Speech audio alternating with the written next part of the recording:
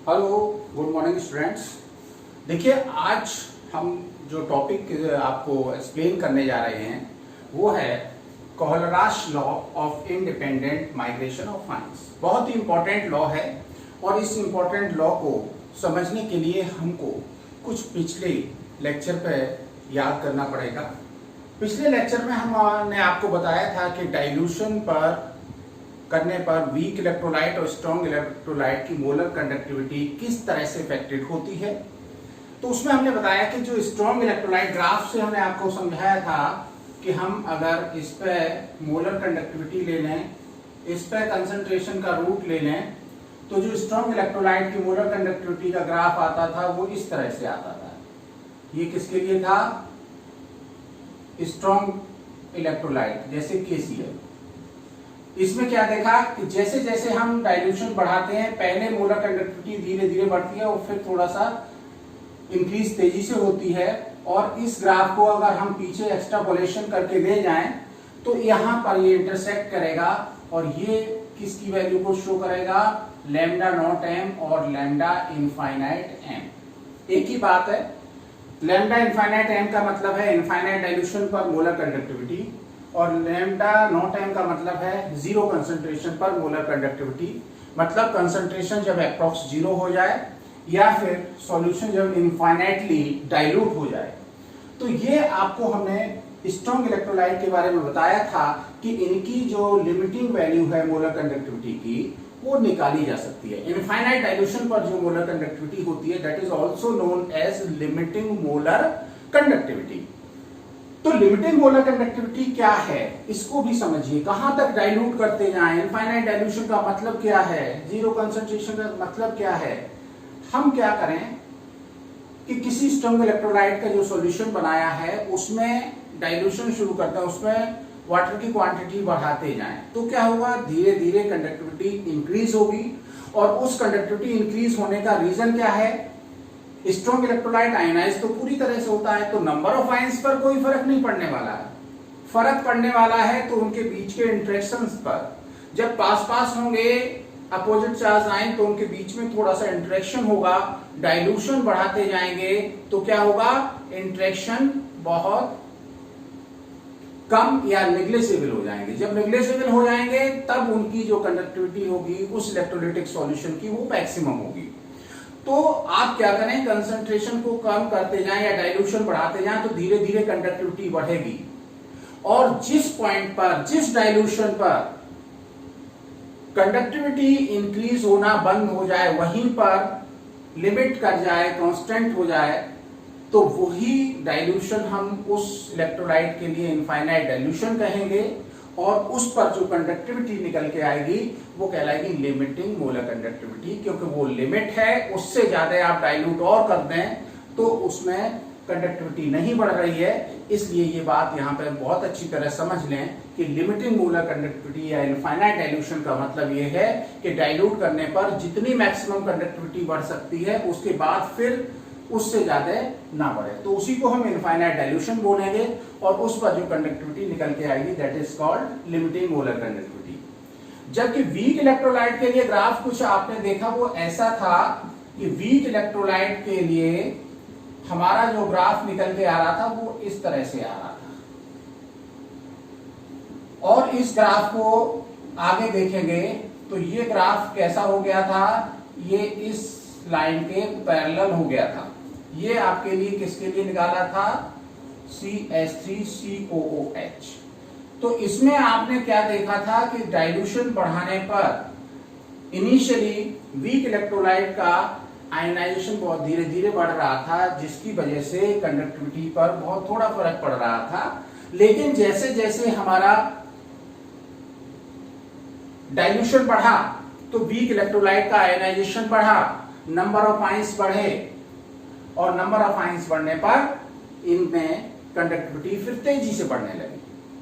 तो weak electrolyte के case में क्या आपने समझा था कि वीक इलेक्ट्रोलाइट की जो कंडक्टिविटी है वो इंक्रीज होती है आयनाइजेशन बढ़ने की वजह से, नंबर ऑफ आयंस बढ़ने की वजह से। लेकिन ये वीक इलेक्ट्रोलाइट डाइल्यूशन बढ़ाने पर थोड़ा थोड़ा आयनित होता रहता है, इसलिए ये ग्राफ जो है वो इसके पैरेलल हो जाता है। और बहुत ज्यादा डाइल्यूट करते हैं तो ऐसा माना जाएगा किसी इनफाइनाइट डाइल्यूशन पर जाके इसका कंप्लीट आयोनाइजेशन हो जाएगा और ये स्ट्रॉन्ग इलेक्ट्रोलाइट की तरह भी बिहेव करने लगेगा।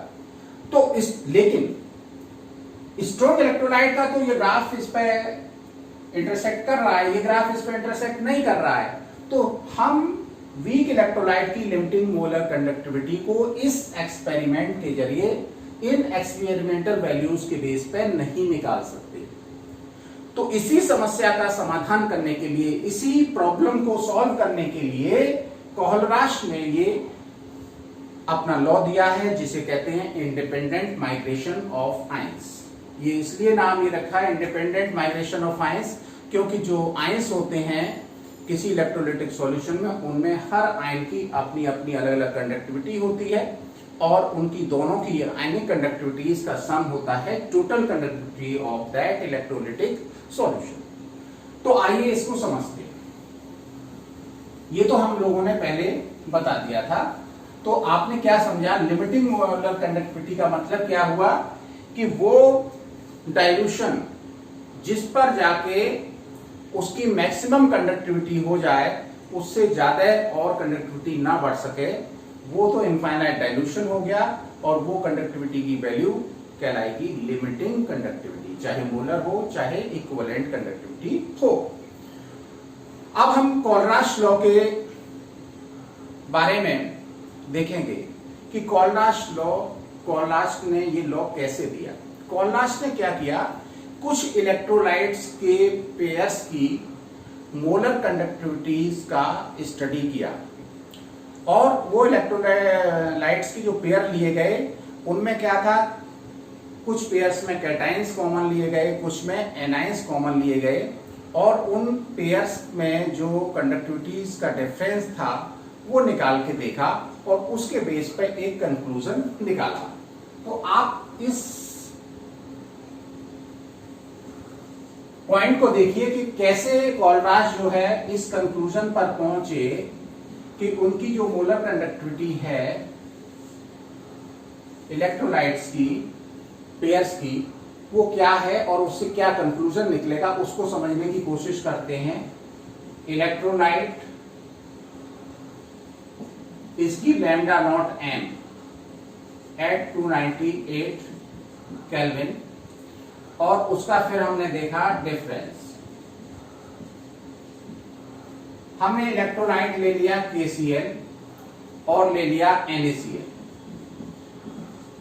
KCl की जो कंडक्टिविटी निकल के आई 298 केल्विन पर वो है लैम्डा नॉट है, मतलब इनफाइनाइट डाइल्यूशन या लिमिटिंग वैल्यू जो निकल के आई वो निकल के आई 149.86। इसकी यूनिट आप जानते हैं Simon centimetre square mole inverse. दूसरा जो NaCl था इसकी कंडक्टिविटी निकल के आई 126.45 Simon centimetre square mole inverse. अगर इन दोनों का डिफरेंस देखें तो ये डिफरेंस निकल के आता है 23.41। ऐसे ही एक और पेयर ले लिया जिसमें हमने इसमें एनाइन कॉमन थे क्लोराइड, दूसरा हमने ले लिया पेयर जिसमें एनाइन कॉमन है ब्रोमाइड लेकिन कैटाइन आपके डिफर कर रहे हैं सोडियम और पोटेशियम और सोडियम। तो इसमें देखिए इनकी जो निकल के आई 151.92 Simon centimetre square mole inverse और दूसरी निकल के आई 51।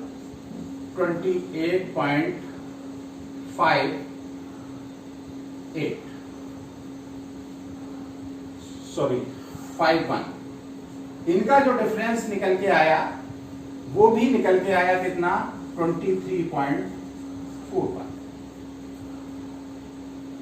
इसी तरह से और भी पेयर्स का स्टडी करके देखा गया, वो भी देख लें। Electrolyte lambda naught M at 298 kelvin और इसका डिफरेंस। अब की बार हमने क्या किया, अब की बार जो कोलराश थे उन्होंने स्टडी में क्या देखा कि हम कैटाइन कॉमन ले लें, KBr और KCl ले लिया केवीआर की आपने देखा 151.92 और केसीएल की थी 149.86। अगर इन दोनों का डिफरेंस देखें तो निकल के आता है 2.06। दूसरा पेयर लिया, उसमें हमने NaBr और क्या ले लिया, NaCl ले लिया।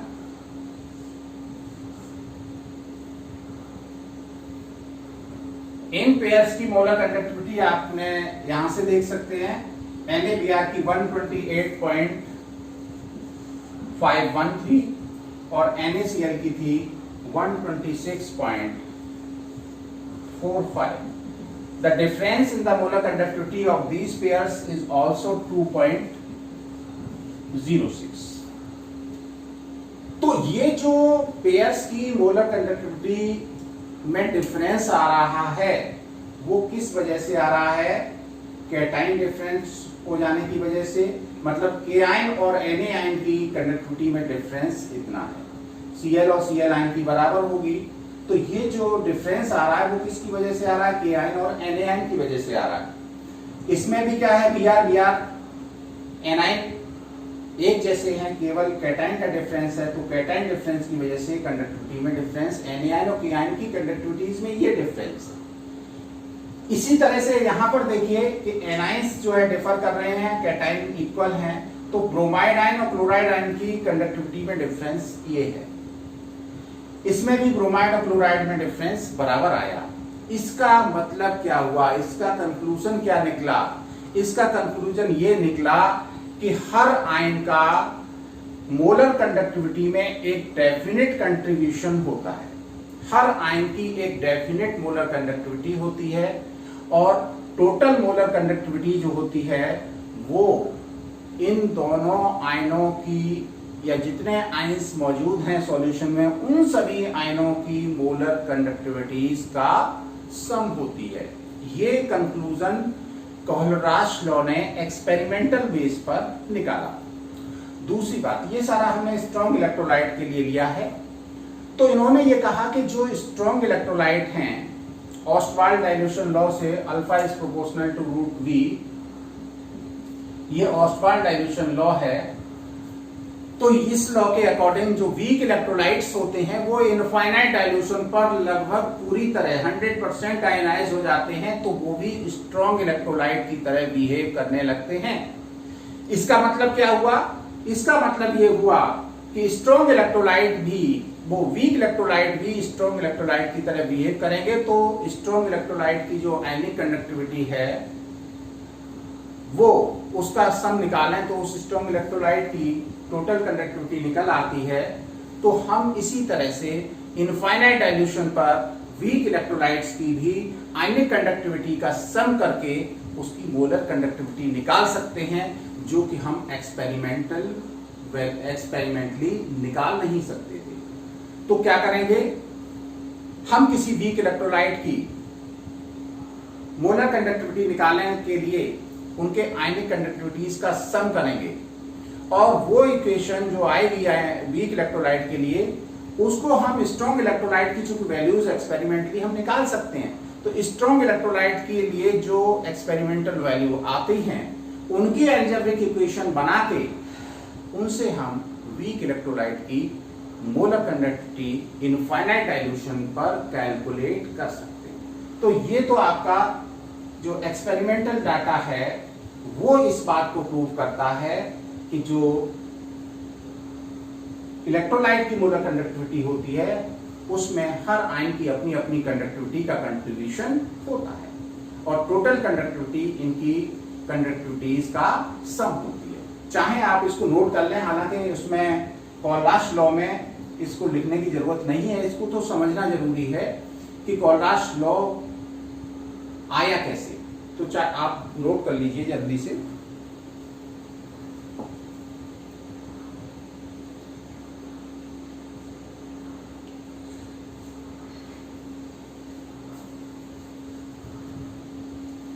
चलिए अब हम कोहलराश लॉ इसको देखें है क्या। अगर कॉलराश लॉ आता है तो आपको ये बातें एक्सप्लेन करने की जरूरत नहीं है, ये तो उसके पीछे की कहानी है। हर लॉ को एक्सप्लेन करने के लिए उसके पीछे कुछ एक्सपेरिमेंट्स होते हैं, तो वो एक्सपेरिमेंट्स के बारे में बताया जिससे आप ये समझ जाएं कि ये लॉ है क्या, कैसे आया। अब इस लॉ को समझिए। लॉ क्या कहता है? Kohlrausch law, this law states that the limiting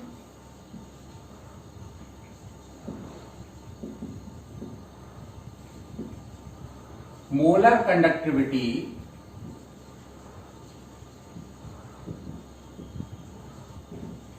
of an electrolyte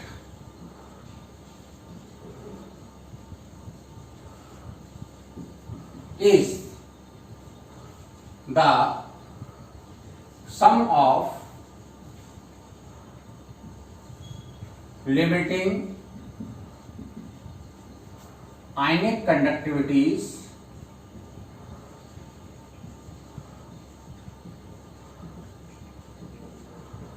of its cation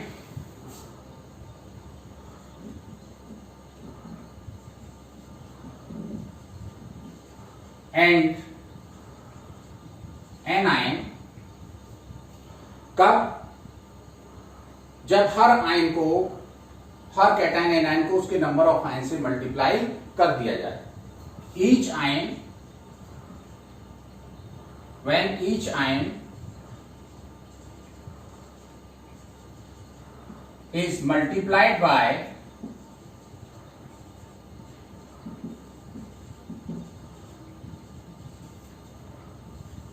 number of ions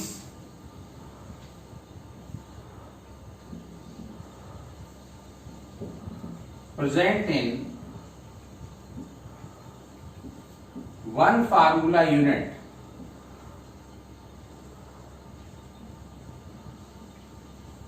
of electrolyte।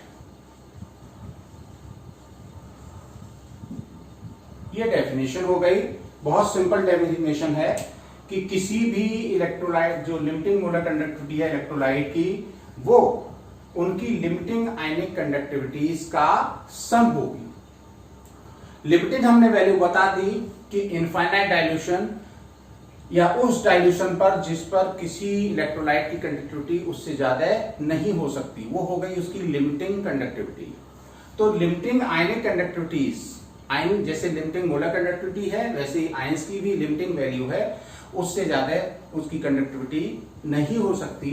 तो किसी भी इलेक्ट्रोलाइट की अगर हमें मोलर कंडक्टिविटी निकालनी है तो हम क्या करेंगे, उनकी आयनिक कंडक्टिविटीज का सम करके निकाल सकते हैं।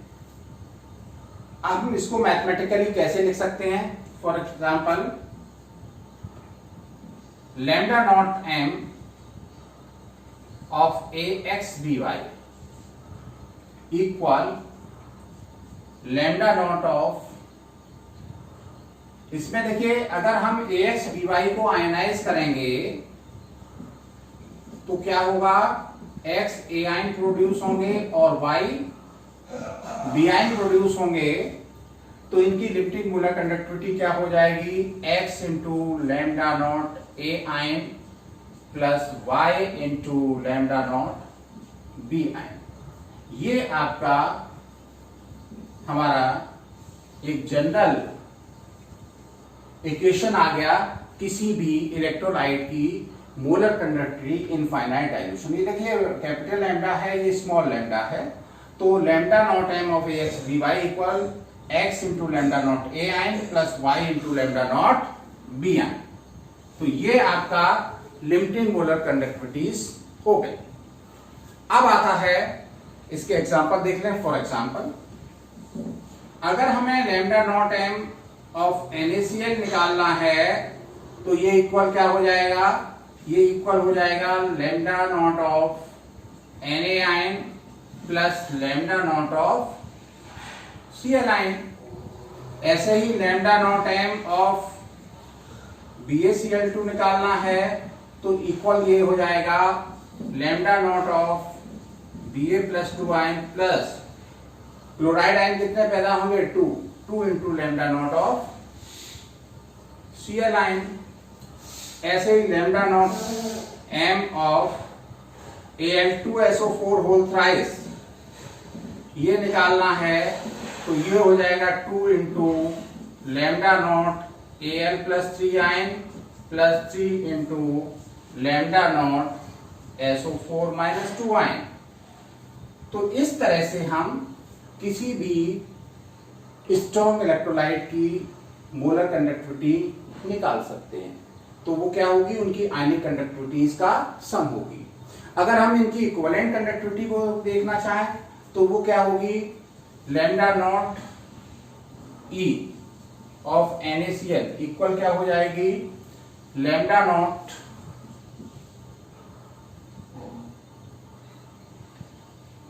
Of lambda naught E of Na plus lambda naught of E of Cl, या इसमें m भी लिख सकते हैं क्योंकि इसमें आपको मालूम है कि इक्विवेलेंट मास निकालने के लिए क्या करना पड़ता है, जो भी मोलर मास है उसको हम वैलेंसी से डिवाइड, आयन की जो इक्विवेलेंट मास होता है मोलर मास अपॉन वैलेंसी। तो वैलेंसी 1 है तो मोलर इनकी लिमिटिंग मोलर कंडक्टिविटी जो होगी उसी से हमारी इक्विवेलेंट कंडक्टिविटी निकल आएगी। लेकिन इसका lambda naught E of BaCl2 निकालना चाहेंगे तो ये हो जाएगा, इस पर चार्ज 2 है तो ये हो जाएगा 1/2 lambda naught m of Ba plus 2 ion plus lambda naught of Cl ion. इसमें केवल एक आयन Cl आयन लिया जाएगा, ठीक है ना। ऐसे ही अगर हम इसकी इक्विवेलेंट कंडक्टिविटी निकालेंगे, lambda naught E of Al2SO4 whole thrice, तो ये होगा 1/2 इस पर चार्ज कितना है 3, तो 1/3 हो जाएगा, 1/3 lambda naught m of Al plus 3 ion plus 1/2 lambda naught m of SO4 minus 2 ions.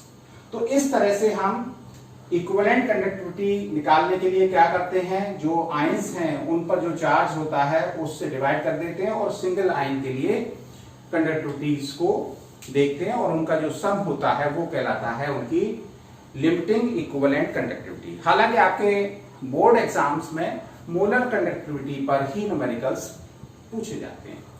तो आपको बता दें ये बहुत ही सिंपल न्यूमेरिकल्स होते हैं जिसमें हम क्या करते हैं, केवल जो भी आपका इलेक्ट्रोलाइट है उसकी कंडक्टिविटी के लिए आयनिक कंडक्टिविटीज का सम करके लिख लेते हैं और फिर ये इक्वेशंस की सहायता से हम उस वीक इलेक्ट्रोलाइट की मोलर कंडक्टिविटी निकाल सकते हैं जिसकी हम एक्सपेरिमेंटली या ग्राफ के द्वारा प्लॉट करके नहीं निकाल सकते थे। देखते हैं आगे चल के। तो ये फटाफट से स्क्रीनशॉट लीजिए, आगे देखते हैं हम कोलरास लॉ के एप्लीकेशंस।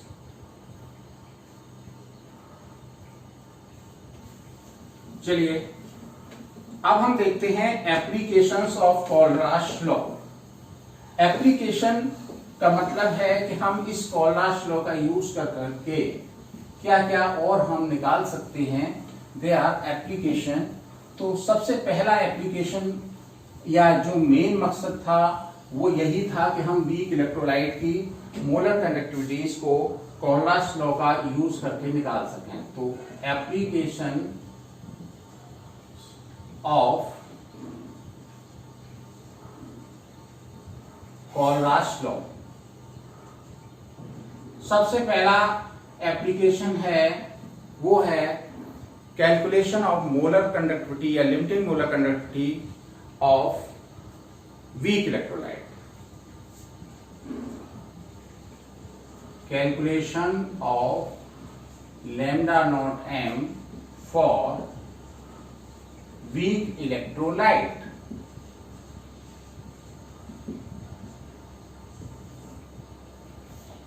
ये बहुत ही इंपॉर्टेंट एप्लीकेशन है कोलराश लॉ का कि वीक इलेक्ट्रोलाइट की जिसकी मोलर कंडक्टिविटी को हम एक्सपेरिमेंटली डिटरमाइन नहीं कर सकते थे, उसको हम कोलराश लॉ का यूज करके निकाल सकते हैं। कैसे निकाल सकते हैं? For example, if you have to calculate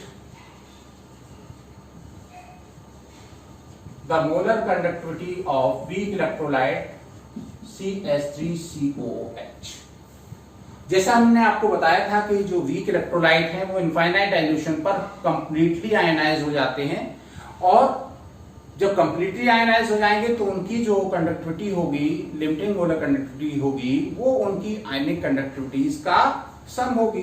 तो lambda naught m of CH3COOH will be equal to lambda naught of CH3COO ion plus lambda naught of H ion.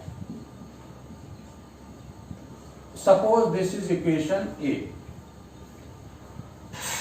अब देखिए हम इस A इक्वेशन को कैसे निकाल सकते हैं। इसके लिए हम कुछ स्ट्रॉन्ग इलेक्ट्रोलाइट्स लेंगे जिनका एक्सपेरिमेंटली हम मोलर कंडक्टिविटी कैलकुलेट कर लेंगे, और फिर उनके इक्वेशन बना के उनको आपस में सम करके माइनस करके एक इक्वेशन लाएंगे जो इस तरह एक की तरह की इक्वेशन बन जाएगी। इसके लिए हम 3 इलेक्ट्रोलाइट ले रहे हैं। वो इलेक्ट्रोलाइट क्या क्या ले रहे हैं? वो हम ले रहे हैं NaCl, CH3COONA और HCl। ये 3 इलेक्ट्रोलाइट हमने लिए, स्ट्रॉन्ग इलेक्ट्रोलाइट हैं। स्ट्रॉन्ग इलेक्ट्रोलाइट NaCl की molar conductivity lambda naught of NaCl equal हो जाएगी lambda naught of Na plus lambda naught of Cl, equation 1 हो गई। Lambda naught m of CH3COONA ये इक्वल क्या हो जाएगी? Lambda naught of CH3CON plus lambda naught of Na, this is equation 2। तीसरा हमने लिया है HCl, lambda naught of HCl equal lambda naught of H plus lambda naught of Cl, equation 3 हो गया। हमें क्या निकालना है? Lambda naught CH3CON plus lambda not H। तो कैसे आएगा? इक्वेशन 2 और 3 को प्लस कर दीजिए, माइनस कर दीजिए फर्स्ट। तो क्या करेंगे हम? Equation 2 plus 3 minus first. हमने पहली वाली इक्वेशन माइनस कर दी, ये माइनस कर दी, तो आप क्या देखें? Na से Na और Cl से Cl कैंसिल हो जाएगा। यहां पर बचा lambda naught of CH3CON plus lambda naught of H, और ये किसके बराबर है? ये है आपकी limiting molar conductivity of acetic acid. तो ये वैल्यू हमारी जो निकालना चाह रहे थे इक्वेशन A, ये इक्वल किसके है? इक्वेशन A के। तो हमारी वैल्यू निकाल आई। अब ये निकालने के लिए हमारी ये वैल्यूज एक्सपेरिमेंटली पता होंगी, तो ये इक्वल किसके हो जाएगी? ये हो जाएगी lambda naught m of CH3COONA plus lambda naught m of HCl minus lambda naught m of NaCl। ये वैल्यूज हमारी एक्सपेरिमेंटली ग्राफ के द्वारा ऑलरेडी पता होंगी, और इन वैल्यूज को यहां पुट कर दीजिए, और वो किसके बराबर होगा? ये होगा lambda naught CH3CON plus H which is the molar conductivity of acetic acid. तो ये है आपका तरीका काहे का? लिमिटिंग मोलर कंडक्टिविटी किसी भी वीक इलेक्ट्रोलाइट की निकालने का। तो इसी के बेस मतलब इसी का सहारा लेके इस बेस पर हम लिमिटिंग मोलर कंडक्टिविटी किसी भी वीक इलेक्ट्रोलाइट की निकाल सकते हैं। तो इस पे बेस्ड कुछ न्यूमेरिकल हैं, आप उसके एनसीईआरटी में एग्जांपल देख लीजिए इसका, और उसको सॉल्व करने की कोशिश करिए। बहुत ही सिंपल होता है, इसमें कोई खास बात नहीं है, आप आसानी से निकाल सकते हैं। इस तरह के न्यूमेरिकल आते हैं। आगे कुछ इसके एप्लीकेशन और हैं जो हम नेक्स्ट लेक्चर में डिस्कस करेंगे। तो फाइनली एक बार इसको फिर से देख लीजिए और रिवाइज कर लीजिए, नोट्स बना लीजिए और इसके बाद हम इसके रेस्ट एप्लीकेशंस का डिस्कशन करेंगे। Thank you.